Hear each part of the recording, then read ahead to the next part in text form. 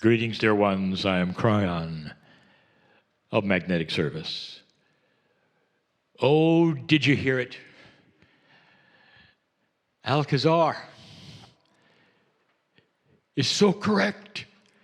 And the message continues. There is no change of message because you have changed the channelers. There isn't.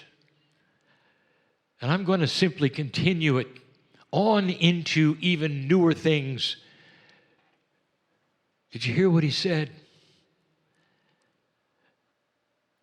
About so many things. One of this is so profound. So let me reiterate and expand on one of the things he said. There have been so many, even since 2012, that doubted this new energy. They said, no, the world is still headed for trouble. There indeed will be another war. Indeed, there will be many things.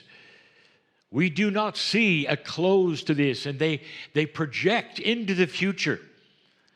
Even some were channelers. And they said, you're headed for disaster, for doom. The field is this way, for there are many potentials to be seen when a reader or a futurist will go into these areas. They will see the potentials. And some of the potentials are exactly that. A world that continued on an older path. But they didn't count on something. They didn't remember any of the things that perhaps Cryon or Alcazar have said in the past. You don't know what you don't know. You are in the midst of a wild card. Something completely unexpected. Oh, there were some who felt it coming indeed, but they couldn't tell you exactly what it would be or what it would mean to the planet. 2 channels ago, I started telling you what it would mean to the planet. That the recovery would be completely different. That you would lose some industries because they were old. They would have been difficult, dear ones, to shut down, but not now. And in the process of coming back, there will be new industries doing things that you cannot even imagine because inventions will drive them that are not yet quite here. Alcazar refers to that which Cryon has referred to many times. Energy which does not pollute, it is here. And we have said it is here. No longer is it coming, it is here. And there will be an industry for manufacturing it and refining it and working with it in ways you cannot even fathom. Putting so many to work on non-polluting energy. Replacing grid systems. It's here, it's coming, we've spoken of it. That will be accelerated because of this stop right now where the earth takes a breath. This wild card has actually disabled a future. That future, whom many have seen, that keeps on going and creates a world war or creates no change or a government which destroys itself. And they couldn't see past that because it was in the field as a potential. But now it isn't, dear ones, because everything stopped. And when that happens, there is a reconstruction that must take place.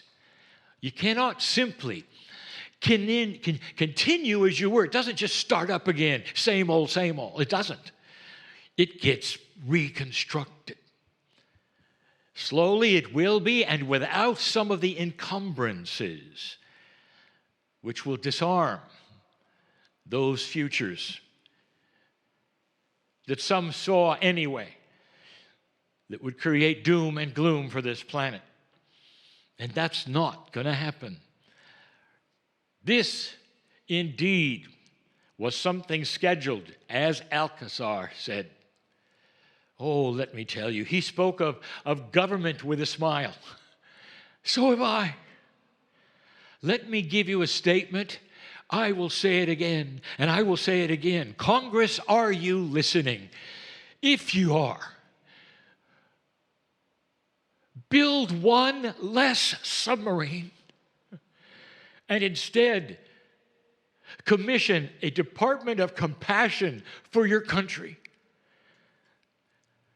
A department of compassion which would vet perhaps those refugees and have a place to put them, compassionate as they come into your country, for you to be able to do those things with integrity, that would see things like this coming and make sure that the country is ready. A department of compassion. Who thought of that? Who thought of that?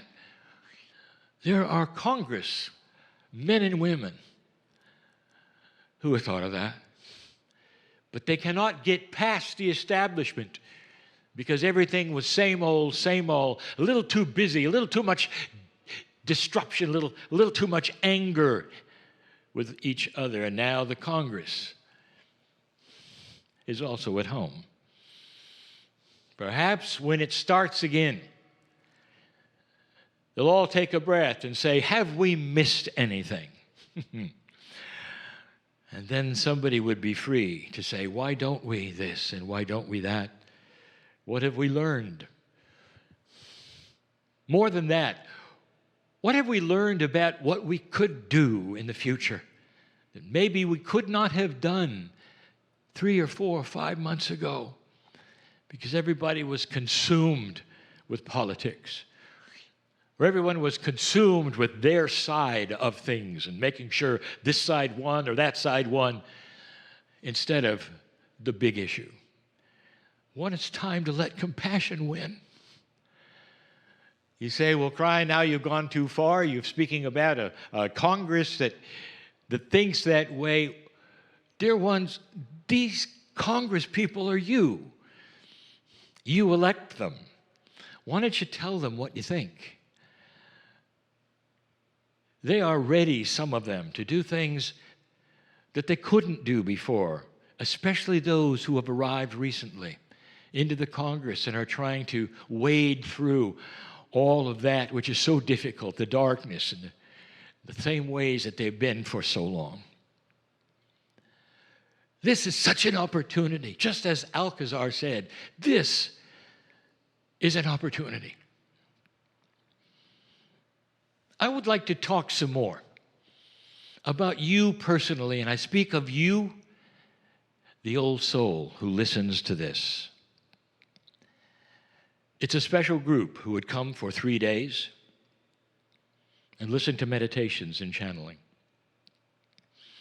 A special group that doesn't need to be entertained, but instead is willing to sit and listen and to put your hand on your heart and have self-introspection.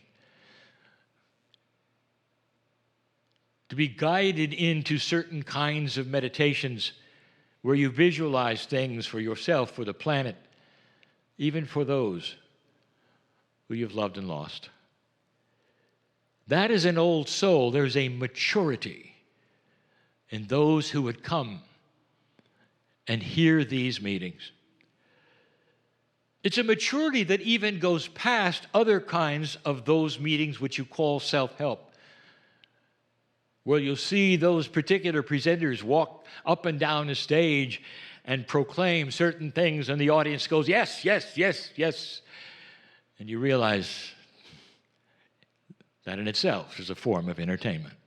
They could be absolutely true, absolutely factual, but it calls upon something that is not as mature as with this group. This group can sit at the feet of the creative source and feel the love and the compassion and get up and do something about it. There are those who think that channeling and meditation are for those who simply want to sit on the floor for a while. And then they get up and they want to do it again. And then they get up and they want to do it again. And they say, well, what are you accomplishing for the planet? They don't know you. They don't know what's happening here. They don't understand that seeds are being planted, just as Alcazar said. These seeds that are being planted are new ones. They're seeds of compassionate action, and that's what I want to speak to you about, in a way perhaps I have not spoken about before. Dear ones, every single one of you who listen to my voice now and then later, whether it's on the videos or the audios or whatever, every single one has something called a soul. And we have spoken of this so many times before. And if you start analyzing, what would a soul really be? The first thing you'd have to acknowledge is that the soul is not something that you carry around with you completely. Part of it is on the other side of the veil. Because it is so enormous. This soul, you see, is God-given. The creative source gave you that, and you even claimed it. Made in the image of God is your soul. The image of God is love and compassion. Your soul is a multidimensional piece and part, actually, of the Creator. Most humanity believes in the soul, and we have told you these things before. But I want to tell you something about not only the soul, but something that is close to it, but it's different. That soul of yours is always there and always activated and always waiting for you to find that part of it, which is your higher self. Now that's a bit heady and a little more esoteric. Let's get down to something that you carry around with you that actually has shape and form and size. Because these things are related. Your Merkaba or Merkaba is actually a piece, a part of your soul. Now there are those who want to be hierarchical and 4D. And they'll say, well, what part is it? How big is it? Where is it? And the answer to all of those is yes. You cannot put these things in a linear box, dear ones, any more than you can put a gaseous field in some kind of a containment as you look at it, as it actually floats around. It's not containable any more than when you say, where is wind? These are examples of that which is your Merkaba, even though it has a size that we have told you before. 8 meters wide is simply the average size of that wonderful, beautiful field. It doesn't have structure like a balloon. Not at all. It's something that you cannot then put in a box.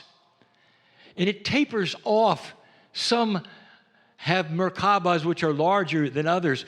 And the reason, I'm going to tell you, is what you've done with it and what happens next from a mature old soul. Let's talk about that before we go any further. Before we go any further, let's talk about maturity. Because what I'm about to tell you will be new. What do you carry in your Merkaba? What do you think you carry? What did Elijah carry when he turned into light? And you got to see it, or at least you got the description of it, and you realized that the man had something he carried with him you only got to see when he chose to ascend. That's who you are. What is this maturity? Let's discuss something that has been given many times before, but you need to hear it. This discussion is about your relationship with the creative source, your relationship with God or Spirit. There are those who will say that that relationship is static, God is the same yesterday, today, and forever. That's true. That is very true. That love, that compassion, it never changes. It's beautiful every day. But what has changed is the relationship between the human being and the creative source. And through the years, it has matured. You are not the same consciousness you were 100 years ago, and you know it. All you have to do is look at the newsreels or go in the past and say, well, how quaint, how funny. Look at what we thought. Look at who we were. You know things have changed. Consciousness on this planet is starting to grow up. And in these last 20 or 30 years is the growing period that has been the best and the largest of any. Mom and Dad, for those of you who have grown children, let me ask you something. Is the consciousness and the relationship of the 10-year-old that you had, is it the same as the 20-year-old that you may have now or had? And the answer is, of course not. Because the 10-year-old did not have the consciousness yet and the maturity yet, the wherewithal to speak as the 20-year-old does, or maybe even the 30-year-old does. It is an example and a metaphor of the consciousness of humanity. It grows up. It starts to think differently. It starts to become more mature. And the old souls, the ones who have been to school over and over, lifetime after lifetime, been there, done that, been there, done that, you come to this meeting now and you know who you are. You do. You do. You've been through it. And you have a maturity that is now ready to do something with that Merkaba that we mentioned a little bit a while back. A channel ago, we started speaking of the patterning that is there, the dance that goes on in the Merkaba. We spoke of the actionability of certain kinds of information that come with your visions. We encourage those who are having visions of colors and light language and all, not to simply stop there, but to see which information, what blueprint comes with every single one of them. There is actionable items that are teachable with every single layer. But now let's go further. There are those who say, I know that in my Merkaba, there is extended life. There is knowledge. There are inventions. There's creativity. There's healing. There's even more maturity. There's all manner of things because in there is my name. That's my sacred name. More than your soul even. This is earth-based. This is what you carry around with you all the time. It's what you're sitting there with right now. At 8 meters, even if you're distancing, dear ones, your Merkaba is interfacing with the person you're with, if anyone is in the room. That's how big it is.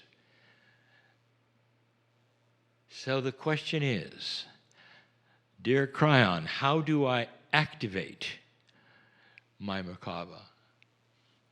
Now it gets different. And I want to start just an idea that we may very well develop further. In the past, we have told you this. Your intent is enough to start almost any process with Spirit. That intent is not a future intent, it is a now intent. The intention happens immediately. I am intending to do this or that. And we've told you the power of that. Oh, but this goes further. Because now that maturity of you, human being, is going to have to understand something I have never spoken of in this fashion. There is no such thing as activating your Merkaba. There is no such thing. as activating your Merkaba. Why? Because it's always activated. It's on fire with God. It's on fire with inventions and compassion and healing and life extension. It's all there. That's the dance. That's the dance. That's the dance. And it stands apart from you. It's always activated. Like a speeding train, it is, wanting to know if you're ready to get on it or not. There is no activation. You've just got to connect to it. Question, dear Cryon, okay, I don't want to activate it because now I know it's activated. How may I connect to something that's already activated, that has my name on it and my potentials for the future? I'm about to tell you. And you might say, well, this is oversimplified. It's not simple. But it cannot be done by a novice. This is for you, old, mature soul. Compassionate action will start to connect with that which is your Merkaba, that which is already activated. Compassionate action. How compassionate are you? And there will be those who say, I'm very compassionate. I'm compassionate for every animal I see. I'm compassionate for the homeless. I'm compassionate for those in the hospitals. I go and see them.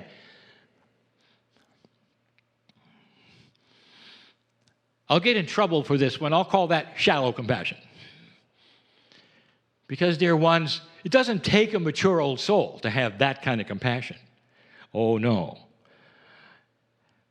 I'm going to discuss something that's already been discussed today by Alcazar. How compassionate can you be to the one who has offended you, betrayed you, the one who stood before you and called you names?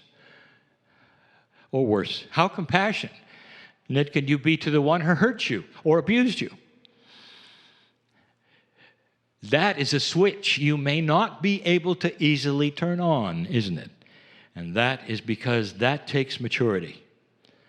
For you to get into that place where you can say, soul to soul, heart to heart, I see you. And you look into the eyes in your mind of the one who offended you or left you, or betrayed you, or hurt you. And you can say, total and complete surrender and forgiveness, because I know you're on this journey too. And there is a symbiotic relationship. We wouldn't have come in and done what we did. And that's the bridge. And if you can do that, that's just the beginning of the kind of compassionate action that's going to start letting you connect with that which is the Merkaba, which is already activated. That's what's going to create an energy that you don't expect. It creates an energy that starts to connect with that which you really are, not the pretend you, not the 3D you. No, it's the human being that is the sacred you. And you're not apart from it, and you're going to start feeling it and knowing it and being it. Blessed is the human being right now who starts to understand what I'm saying and goes, oh my, that isn't going to be easy. But I understand. I understand the sense of it. If I can be compassionate and forgiving and mean it to something like that, I can do anything. And you'd be right. That's the beginning. That's just the first stage of compassionate action, to connect with these things which will extend your life and heal your body. Alcazar said something else. If you vibrate high enough, disease will not attach itself to you. You see, disease is a living thing as well. It also has a vibration, and it's lower than the high vibrating soul who connects with their Merkaba. You needed to hear that. These things I bring to you in an encapsulated form of metaphors and sound bites for you to understand something. There is promise right now. There is change right now. There's opportunity right now. It will change the planet, soul by soul, one at a time, in groups like this. I'll be back tomorrow. I am Cryon, in love with humanity, and so it is.